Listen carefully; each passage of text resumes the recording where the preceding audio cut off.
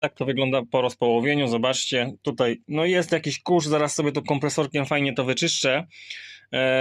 Oczywiście pójdę do części garażowej i tutaj to wyczyszczę, zdejmę tą pastę, nałożymy nową i składamy i zobaczę, co tam z tym systemem jest. Jeśli uznam to za stosowne, to przeinstalujemy system na nowo. Także tyle. Czyszczę i lecimy z powrotem do tego telefonu. Nie ma czasu, bo święta za pasem.